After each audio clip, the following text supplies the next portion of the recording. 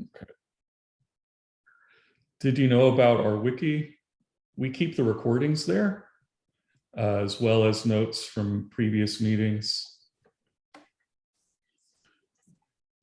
Got a shorter URL as well, which I'll show you in just a minute. But that's a useful resource if you're new to the community, especially. Can kind of get caught up on our conversations over time. So here are those, here's that URL I mentioned. Before we get started today, why don't we do introductions? So whether you're new or returning, it'd be great to know your name, organization, and what brings you to the meeting today. And we usually go from left to right. That's Julian's practice. Julian, by the way, is out. So that's why you're not seeing him. Meeting today. Could I make that any more awkward? I don't know why I made that awkward. Okay. Let's talk about it a few minutes and make it more awkward. Yeah, exactly. We don't know what the order of us is on your screen. So right. So Ernie, you're top left for me. All right, fantastic. Ernie Ostick, SVP of products over at Manta Software, and we're keeping our eyes out on OpenLineage. Done some testing and playing, and just still in that kind of early mode. Thank you, Simon. Thanks. I'm Simon Raichan. I'm new. I'm from Profinate, and I'm here because we are kind of trying to make a new product based on data lineage. I was invited by Ernie. Thank you so much. Next up, Shiri. I'll leave it on mute. I'm Shiri Cabral. I'm a product manager at Calibra, and we like to follow the OpenLineage project to see, what the open standards are, and same as Ernie, testing and playing. Thanks. Next up is Ross. Hey, I'm Ross. I look after the community team at Astronomer, and I'm an OpenLineage committer, and I'm here to demo the Snowflake stuff today. And in general, I'm just around the community to help. Thanks. Howard. Hello, everybody. My name is Howard Yu. I'm a product manager in Astronomer. I work in observability and data observability team, very close to the, all the people from Astronomers here. Yeah, it's good to be here. Just wanted to get updates on what's happening in the community and also any discussions, topics, requirements, or anything. So thanks. Thanks. Minkyu? Hi, I'm Minkyu Park, and software developer at Astronomer, and also contributor to OpenLineage. And I'm here to keep me updated and to know all about you. Thank you. Mache?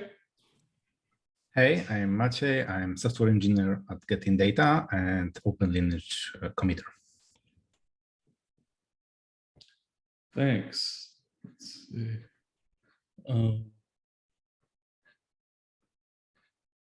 Lost the order here. Willy? Hello, everyone. I'm Willy. I'm a software engineer at Astronomer. I work on data lineage and observability. I'm the co-creator and project lead for Marquez and OpenLineage committer, and I will be demoing all the great work that Mache has been doing for DBT. Thanks. And let's see, Peter? Hi, I'm Peter. I'm a software engineer at at Astronomer now. Not used to it. And I'm a Marquez contributor. Okay, thanks. Mandy?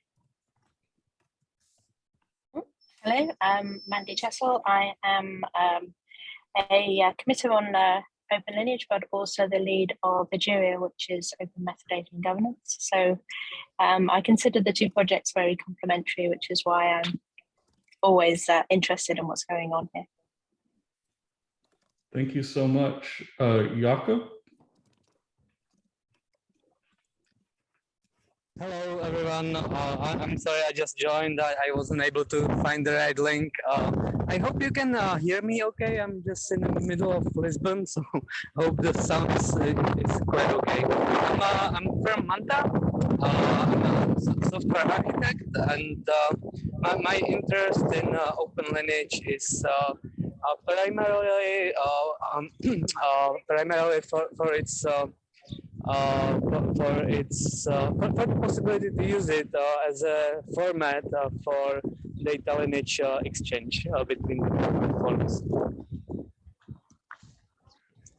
Thanks. Let's see. Did I miss anyone, first of all? Okay. I'm Michael, developer relations engineer with Astronomer, and I coordinate these meetings and support the community in general. Let's share the deck again. Here you go. Okay, so these URLs, most of them changed, just FYI, in case there's any documentation to update. And please join us on Slack if you haven't already.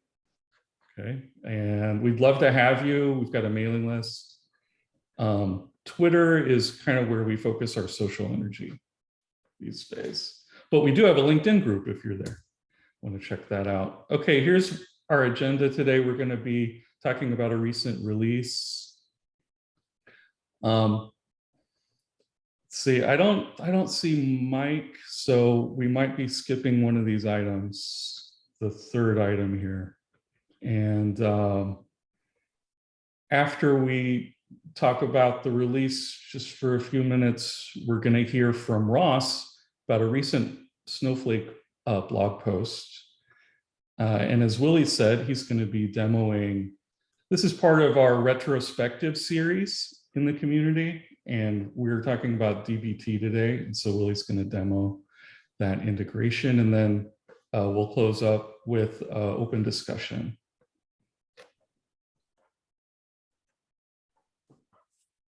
Okay. So since we met last, there was a release. Oh, 090. And here are some of the details. As always, there's more than we can cover here, so please check out the repo. You can see all the commits. Just to highlight a few things, we had a really long-awaited, exciting addition to the project, and that was column level lineage. So thanks to Pavel for that. Those PRs are here. And moving on, thanks to Maciej for his work on PR 774, which makes the Spark integration use the OpenLineage Java client directly. So now everything that serializes OpenLineage events should use the OpenLineage provided Jackson, where serializing Spark stuff like the logical plan serializer should use the Spark provided one. Just to give you some background on that. We also have a new feature that for, if for some reason you want to turn OpenLineage collection off, there's an environment variable that makes that possible. And this doesn't override clients that were manually provided with other transports. It just overrides the default transport factory construction. So thank you to all the contributors for these additions. There were some bug fixes as well. And I wanted to just give a shout out to someone who's not with us today, and that's a new contributor, Jakob, and he contributed a fix. So we're happy to have him on board. That's the most recent release. Next on the agenda is Ross. He's going to tell us about a recent Snowflake blog post, so I'll turn it over to him. Cool. Hello, everybody. So I was, oh, actually, let me share something better than that. All right. So what I want to show you today is a new integration between OpenLineage and Snowflake. I was hoping to demo it, but I don't have my demo set up, but there's a cool exercise. If you go to openlineage.io and look at the blog, you'll find this first post here, Data Lineage with Snowflake by Michael Robinson. It gives you a bit of an introduction and essentially walks through an exercise. But what this exercise is here, or what this integration does, I'd like to go back to some basics about like tactics for getting lineage out of pipelines. It's maybe a bit remedial, but up until this point, OpenLineage has largely been around observing pipelines. So integrating with data orchestration systems and observing jobs as they run. But there's another approach to getting data lineage, and that is processing query logs and activity logs from Snowflake databases. So this is the first, to my knowledge, implementation of a OpenLineage extractor that processes query logs as opposed to watching running jobs. So the example that we have with OpenLineage and Snowflake, and I'll paste the repo into the chat after we're done, but the example essentially works like this. It is an Airflow pipeline where there's a whole bunch of Snowflake operator tasks that run, that execute a series of queries against Snowflake. In the example, the Airflow integration for OpenLineage is not turned on. So Airflow actually in the example is not doing this bit here. And then a separate job runs in Airflow that pulls the access history in Snowflake and assembles lineage metadata, runs state updates and emits them to OpenLineage. So what we've got here is we're looking at the same thing from two different angles, right? Airflow sees it and Snowflake records it, and we can gather information from both. So this is the repo, Snowflake Labs / OpenLineage access history setup, and it contains this example. But so here, this is the meat of the integration, is this SQL file right here. What this does is it's a view, and if you create this inside your Snowflake account, it does untold SQL madness. And at the end, what it emits is a bunch of JSON that you can pretty much pick up and send right to OpenLineage. So the example we've built is an Airflow pipeline where we have a whole bunch of ETL jobs that run. And then we have this one task on the side called extract OpenLineage, which does a query of that view, the OpenLineage access history view, and basically just emits to the OpenLineage backend every row that it gets from Snowflake. So the magic here is it's a magic Snowflake view that emits OpenLineage events. Super, super cool. And the result is that you can study the Snowflake, you can study that same transformation both by asking Snowflake about it and by asking Airflow about it. So that's it. If you want to take a look at the example, it's in this directory here, along with all of these instructions. One other thing to note is this does require having access history enabled in your Snowflake account. And I believe that's a special subscription level. So that's something to know about. But yeah, I'm super excited to be introducing you all to the first integration that pulls lineage information from a data store as opposed to a pipeline. That was that. So I'll pause in case there are any questions. I wish I could show it to you running. The truth is our Snowflake trial expired and we need to get another system to test against. And so I can't actually show it to you, unfortunately, but it does work. And feel free to give it a try. And I'm interested in seeing other implementations of extractors that pull lineage information out of data stores as well. I think that's a pretty cool new approach. Just a question. So this history kind of a task, is it part of the DAG itself? So if somebody wants to do it, they have to like add this little thing as the last part of the task. The DAG run, basically. That's how we've set up this example. And incidentally, this example, it was built by Minkyu, who's on the line. So if there are questions, Minkyu can answer them too. I don't mean to be. I'm not taking credit for Minkyu's work. I'm just sharing it. But it's in this separate DAG here, extract OpenLineage. So the way the implementation in this example works, there's a separate DAG that pulls that view and emits the events. Yeah, it could be that like one of us would productize this in the future by automating that a little bit. You know, maybe there's a one of us who writes who has an orchestration system as one of our products could perhaps do something a little bit more advanced here than this. But for the purposes of the example, yeah, that's how it works, Howard. It's sort of just a separate task on the side that regularly pulls and grabs that metadata. Another thing I'll make. Oh, sorry. Go ahead, Howard.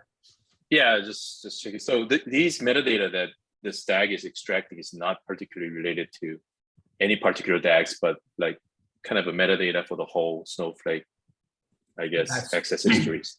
That's right. Yeah. And so for the purposes of the example, we have this sample pipeline that ends up looking like this. But you're correct. It would show you everything that happened in your repo, or I believe it's scoped to the account. Snowflake account. I think it's scoped to the Snowflake account. But Minky, is that right? Yeah. Okay. Yeah.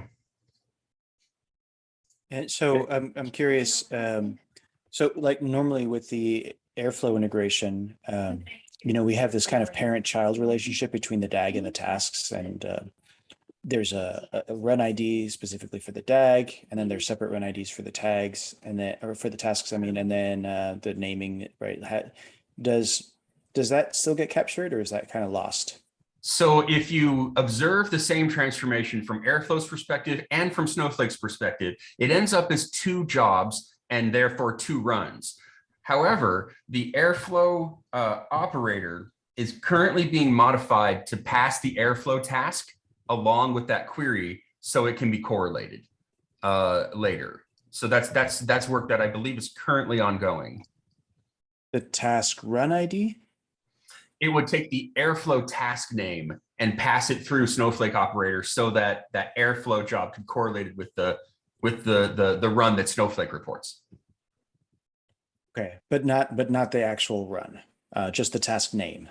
Just the task name, because I think from the OpenLineage object model perspective, it's 2 distinct jobs with 2 distinct runs just happening to do the same thing, I think, right? So right. Yeah. Yeah, I was just wondering whether or not it would be possible to, after the fact, relate them, say that this run and this run are related. But if all we have is the task names, then the only thing that we can do is say, well, there was a task that ran, and this is the lineage, but we don't necessarily know which run of that task. You'd be able to find out when you queried the Snowflake access history, it would give you, along with each of the queries, the Airflow task that did that query. So you could correlate it that way. So I have maybe can you show, oh, you can't show us the access history because your trial expired. Yeah, unfortunately. Yeah. There's a lot more, like it has the entire query, and it has has other information like which objects were changed or modified, so that you don't have to look at the the selects, because the access history has all the reads too. Yeah. So let me see if I can get my Snowflake up to show you. Yeah, OpenLineage access history view is actually built on top of the OpenLineage, the query logs and the access history.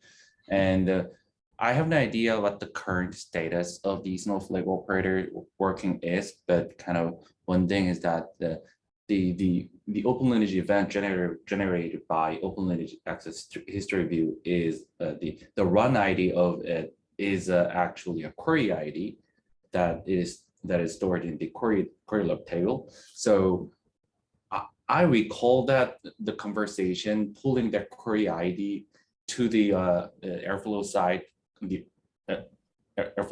use it as a run ID and correlate them. Then have an idea. Status. Do we report that as a facet? Have an idea about it. Yeah. Hey, Michael, I'll connect you with I think it's someone working with Benji Lampel is working on updating the Snowflake operator so that it passes the information required to correlate. I may be getting the details wrong, but the intent was that the Snowflake operator gives us a breadcrumb. Yeah, no, that's great. Yeah, because I was specifically wanting to know, like, so, for example, like with your example DAGs, you have like that ETL menus DAG, right? And one of the tasks in there is like ETL menus.insert, right? So that's the task name. But if you run it every hour, right, the task name is going to be the same every hour. Yeah. What I want to know is, can I correlate a specific run with the 12 o'clock run, and the next query with the 1 o'clock run, right? And It if it's could only be- capturing the task name, then you can't do that. But if that query It's ID not, is in it's there, capturing the, it has a query ID. I don't know if it's the same one, but it's capturing a start time for the query. So you'd be able to know if it started at 12:03 versus 1:03. Yeah, the access history can tell you that. I think what we're trying to figure out is, so Airflow is also telling us similar Airflow, information. And so we've got yeah. to figure out, like, how do we know that Airflow is looking at the same things? And so to your point, Michael, yeah, it may be that we're implementing the wrong thing and we need to make the connection between runs instead of tasks. right? Well, Yeah. I think if we have that query ID and that query ID is distinct, that's good enough. Does Snowflake operator have access to that query ID? It probably does, right? I think that's what Minkyu. Yeah, so the yeah. current Snowflake operator doesn't return a query ID as an XCOM, but I recall that the conversation pulling that information. So Snowflake operator internally, it is able to get it, but kind of operator is not exposing it at the moment. Got you. Okay. So that can be done on the Airflow side. So a be little great. bit of work left to do to correlate all the lineage. And then I think beyond that, there's work to do on the UI to show correlated lineage, like what should the UI do with, I got this information from this perspective and this information from this, like it was reported from different sources. So how do we present that? Yeah. Anyway, let's move on. We have a big agenda. So I'm done. Thank you so much, Ross. And you never know that you've already demoed and talked for hours today. So thanks for that. And well, there is open discussion at the end. So if we have time and you have further questions about Ross's presentation, you can ask them. And next up, we do have Michael Collado. Michael, I'll just hand it off to you.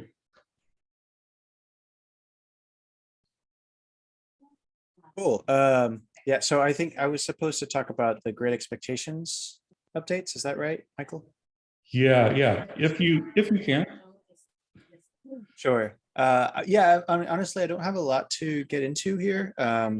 So I don't know if how familiar everybody is with the Great Expectations integration.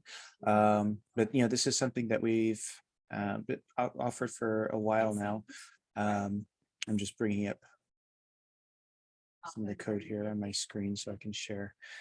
Yeah, so the way that the Great Expectations operator works is Great Expectations has a concept of these validation actions, and these validation actions basically execute after the actual validation code runs. So, checks whatever your expectations are against your data, row counts or mins and maxes or whatever, right? Then it gets that information, the results of those validations. So I'll just kind of zoom in here. So we get this result, expectation suite result, and then we basically just go through it and we try to find the data assets, and we, if it's a SQL data set or a pandas data set, then we just try to get as much information about the source of the data as we can, as well as we extract the validation results, and then we we form those into facets. So we have two different facets. One is a data quality metrics facet, and then the other one is the data quality expectations result facet. The metrics facet basically tries to extract numeric values from the expectations, and that is right when you establish an expectation, you say, like, row count should be between X and Y. There's always an observed value, right? So it'll actually do the row count query, and then it'll tell you, okay, you expected X between X and Y, but we actually saw Z. So we collect that Z value and we return it back as a metric. And we do the same for mins and maxes. I think we can collect percentile values, but yeah, anyways. And then the other one is the actual expectation itself. So when you say we expect the row count to be between X and Y, we return a Boolean value that says, was it actually successful? Was it actually between X and Y? So the bigger update here that we've done recently is we updated the expectation action to support Great Expectations version 3 API.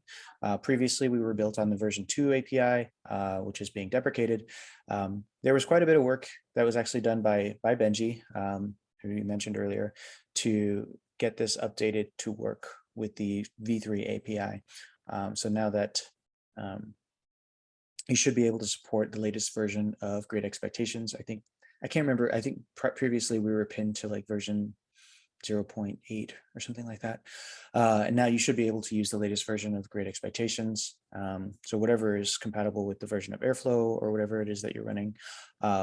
Also, the Great Expectations action, because it is standalone, it's not actually tied to the Airflow integration. It does work outside of Airflow. So you can use it if you're using it, Great Expectations in Spark, or if you are using Great Expectations in a standalone project, you can use the validation action.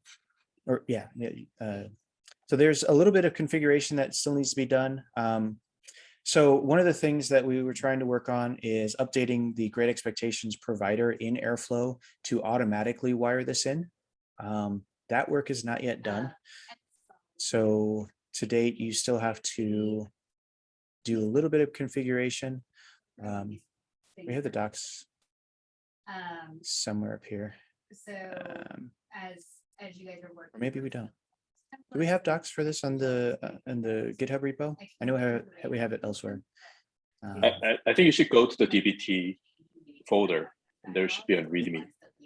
The DBT folder. Yeah. I think that leads to the same. For the Great Expectations. Oh, sorry. No, I thought you were. Yeah. No, I didn't think so. Yeah. Yeah. So there is a little bit of configuration that needs to be done. Possibly there's some documentation updates that need to be done as well.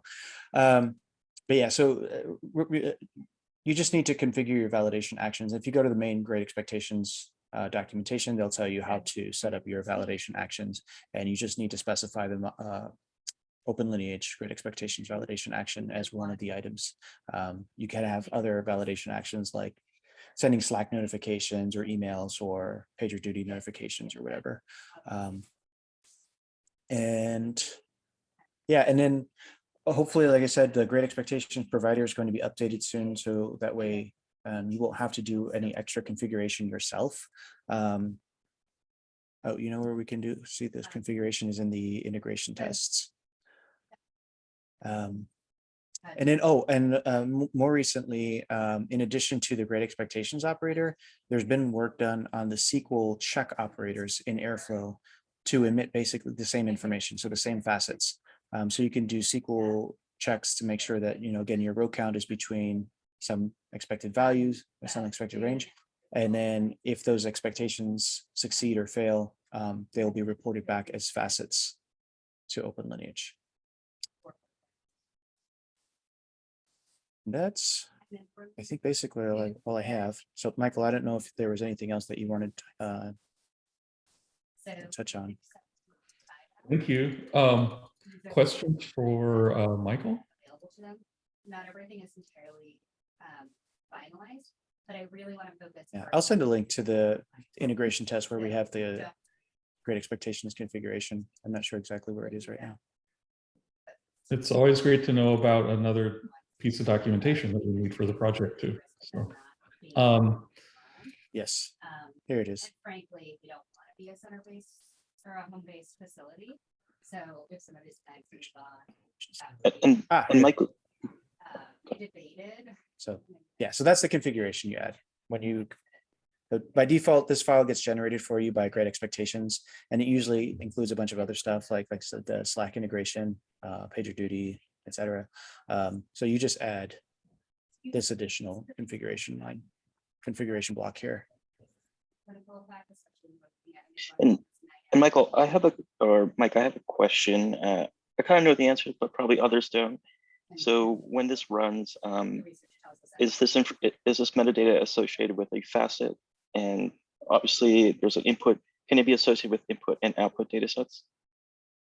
Yes. So yeah, those are the two facets that I mentioned earlier. The data quality metrics and the data quality expectations results.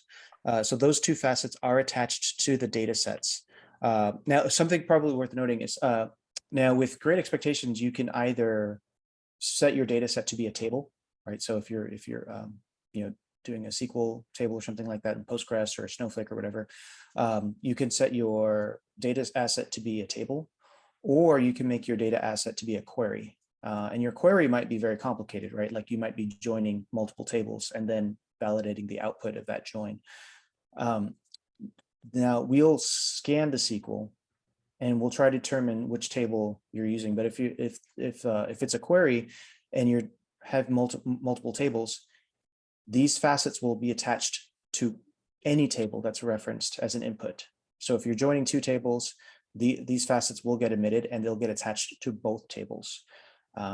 Now, at least in Marquez, we will use the latest version of the data set that was written to, and we'll attach the facets to that version of the data set.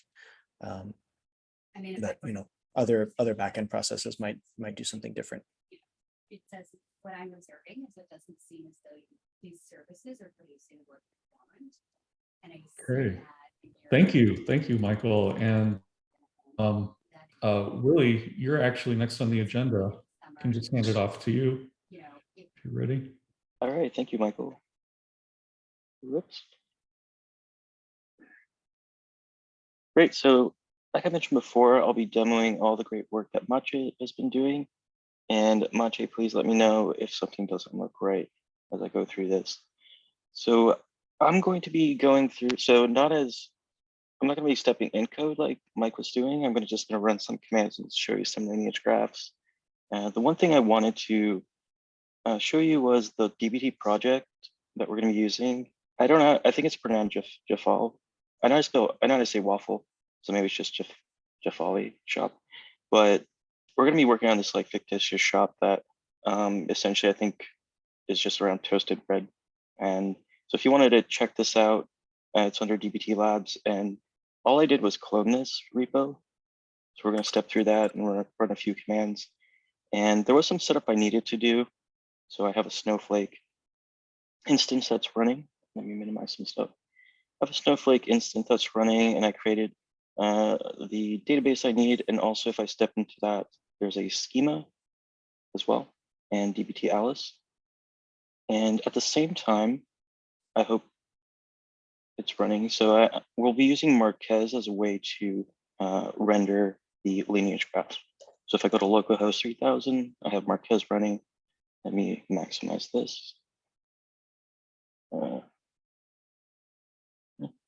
So there's a default namespace. I didn't seed Marquez with anything. So it's just a fresh instance. So there's no data sets and there are no jobs and just a default namespace. Okay.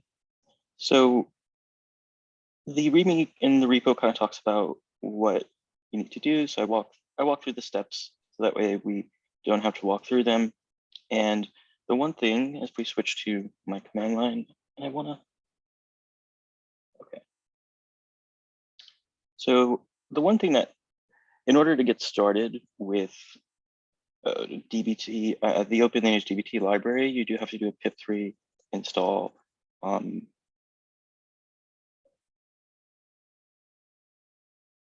Okay, there we go. So sorry about that. I had that floating window bar that Zoom likes to have, and it was blocking my command line. So you do pip install open lineage and then DBT. So if I run that, which I already did, it's going to install the library for me. And then similar for if you were going to do a DBT, you would do pip install DBT, and there is a plugin, or I think they call them adapters that you need. So I had to install as well DBT, and I think it was just Snowflake as well. So there's just some dependencies that you need. And inside here, if we open this up, you have things like the models. So this is not a tutorial on DBT. I think it doesn't need an introduction. It's become pretty popular. But there's things around your customers, some docs, orders, and there's a markdown to kind of give you an overview of the model. there's a seed command that, so if you run dbt seed, which I'll run in just a sec, it will go ahead and create these models for you. And the interesting part here is just a dbt project kind of specifying what profile to use. So this one's pretty important.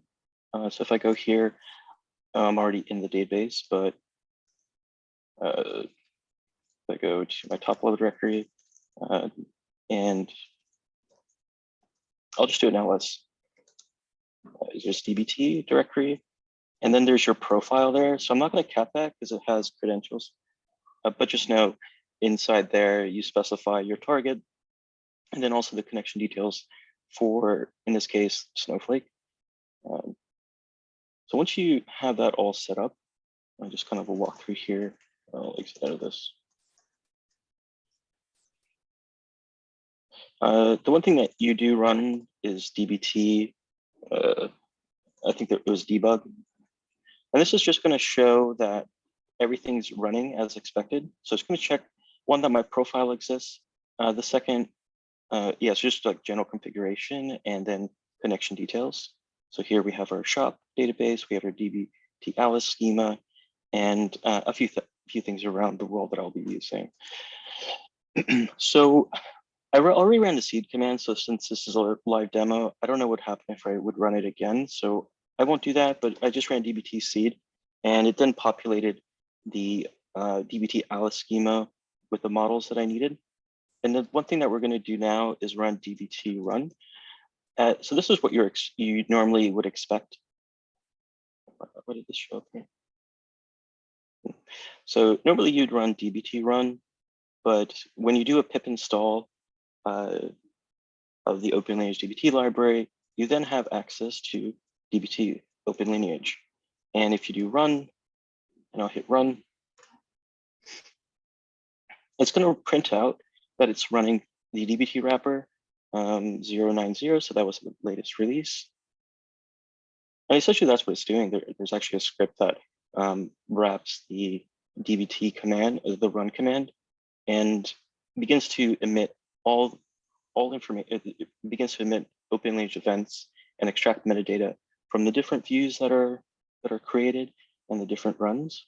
And at the end here, which has been nice, so this is something that has been added recently, or I'm not sure how recent, but just some details around the events that are being emitted. So you can see here, it's like we've emitted 10 events, or that's interesting. So there's 10, but there's 12 that's emitted here. Maybe Mache, you can tell me.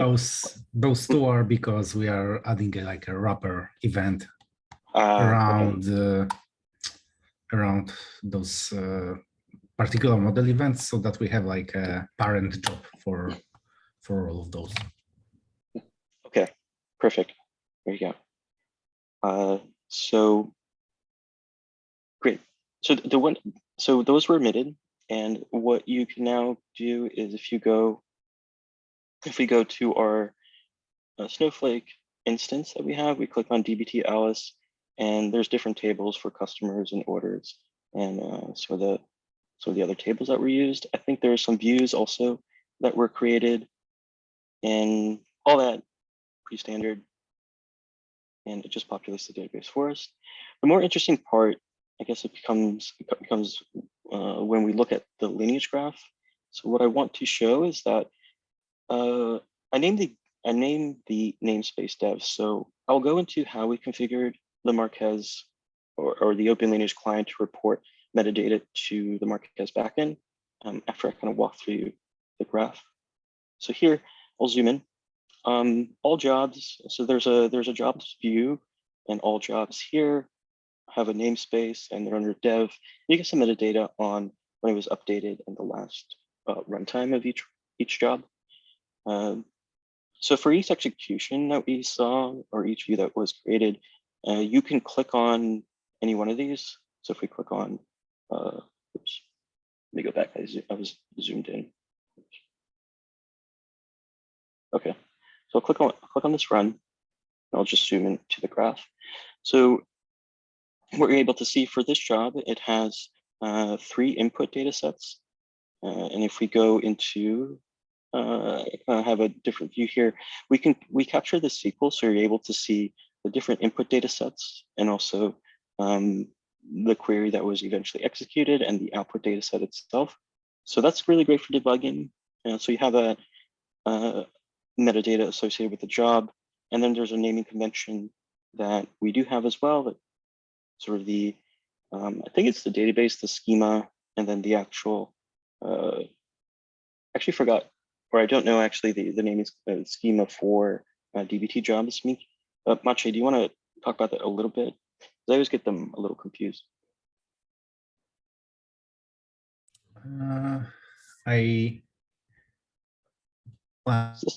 I think I last messed with this naming like half a year ago. Yeah. I think the run name is like database schema, and then the name of DBT, like DBT project, and then the model name. Yeah. Okay. Yeah. That adds up, and kind of like Mike was saying, there's some documentation that we could have around DBT that could be a little better. And one of those is just to talk about the naming convention, but it's definitely something that we thought about, but it was like a year ago, and sometimes that gets lost. You could then look at the run history. So you can always click on a run, and you have that run ID that's associated with the run. So if we ran this multiple times, you would see more runs, and then you have a SQL there. The cool thing is that if you click on the input and output data sets, what you'll see at the bottom is the schema. In this case, it's just one field, but you also have the facets. So the important thing is with data sets, there's a schema facet, and you have the different fields. There's sometimes source types, and we also capture the description and also the source. So, what was the, what Snowflake instance is associated with, and also who is the producer and what was the schema. In this case, what is the facet? How is this facet defined? So you have the URL that points to that. And if you click through different data sets, you'll see that there's different schemas as well. And you could also look at the version history. This one doesn't have. Okay. Yeah, there's no job associated with this, and that could be because I may have ran it. Usually there should be a job associated with the version. I'm not sure why that one says NA, but if we look at this one, you can look at the job, and this is something that was recently contributed by Peter, who's on the call, and it not only shows you the schema, but if you scroll down, you're able to see the job that created this version, and it shows you the SQL that produced that data set. So you're able to, the graph itself the Lineage graph itself is simple, and as you'll be able to click around and just see the different input and output data sets for different jobs, and also, the history of the different runs. And the one last thing I wanted to show was something that was contributed recently, and this is also work that I paired with Mache on, is the OpenLineage Python and Java clients now can access a OpenLineage file that's at if it could either be at the root directory, or you can specify it, or it could be located where the job is executed. But the way I have it here is if you there's a .openLineage file or a directory, and inside there's a YAML file. And the way you configure the client is you specify a transport, and in this case it's HTTP, and then you give the URL. So Marquez is running on localhost port 5000, and that's how you can configure the client. There's also additional things. So if you're using Kafka, or if you just want to write to the console or define your own transport, you could totally do that. But yeah, so it's a very generic way to say this is where I want to send metadata. And that's all I had. Well, thank you so much. Questions for Willy? And I'll just pass them along to Mache. So I'll just be a proxy. Yeah, thanks also, Mache.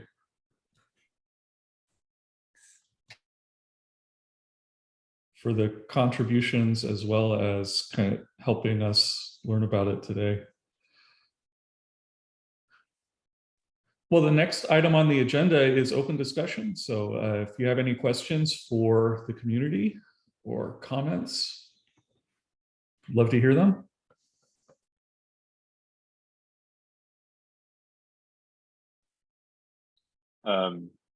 I don't know, just a general question, but in order to be a committer to the OpenLineage, is there like what sort of requirements are there, and how does the the process works?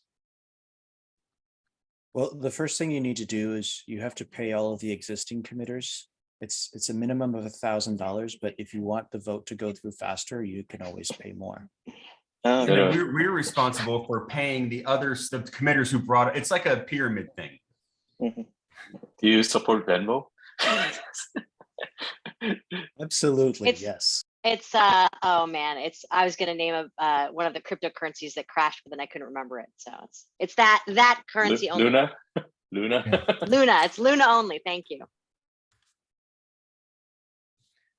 Seriously, I think it's you need somebody to propose your candidature from like committers, and then it's a vote.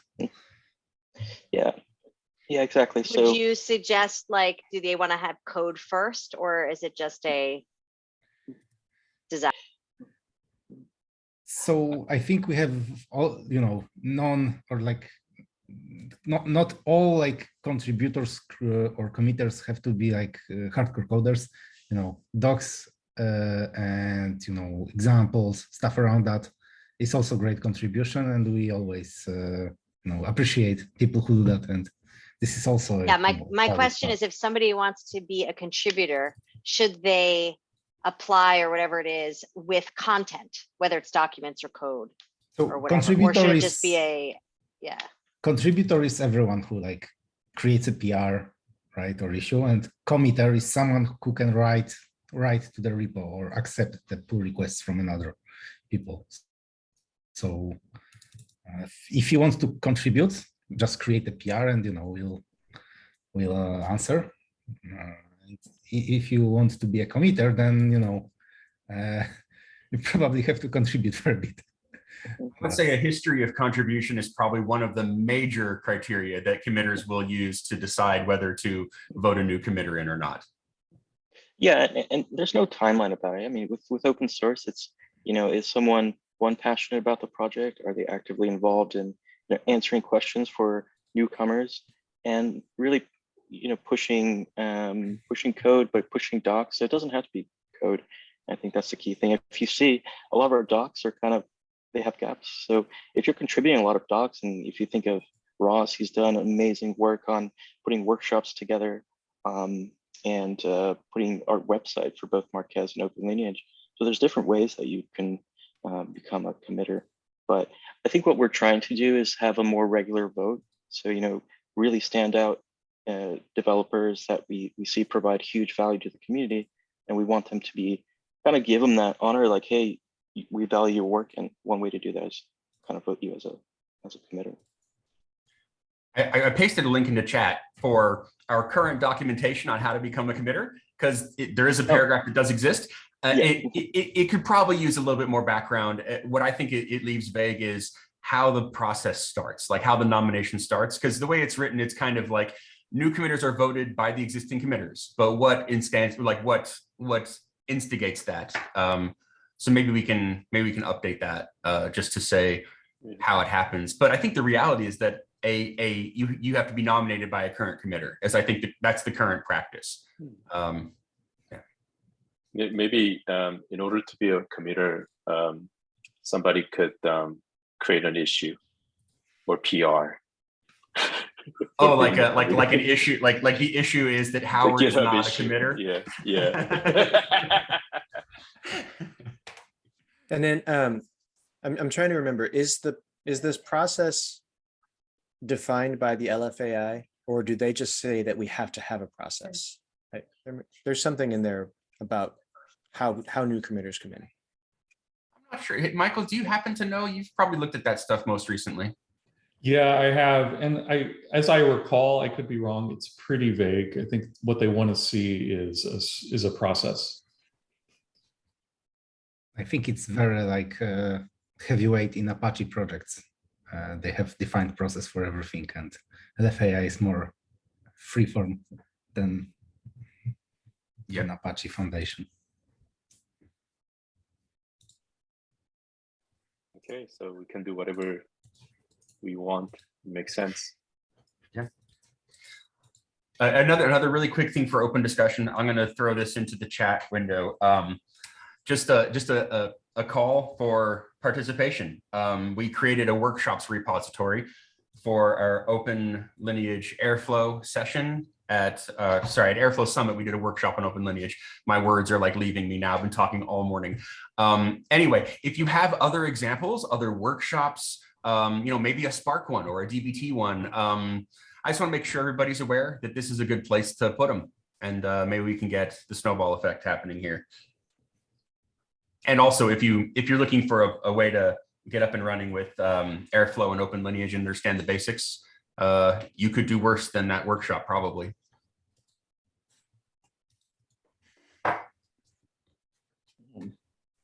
And let me throw just one more thing out there. Speaking of the LFAI, as part of our process there, advancing through the process,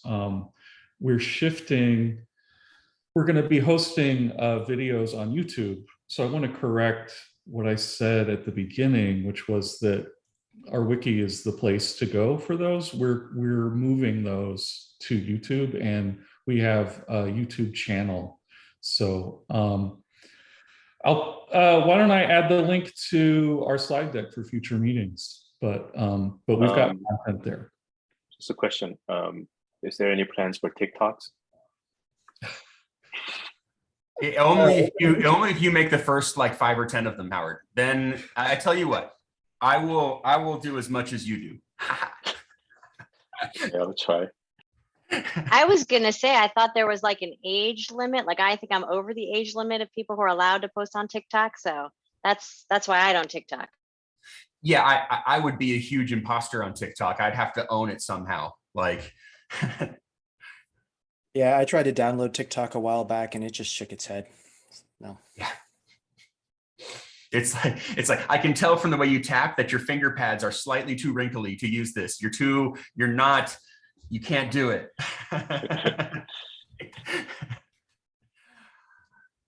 Well, thank you guys.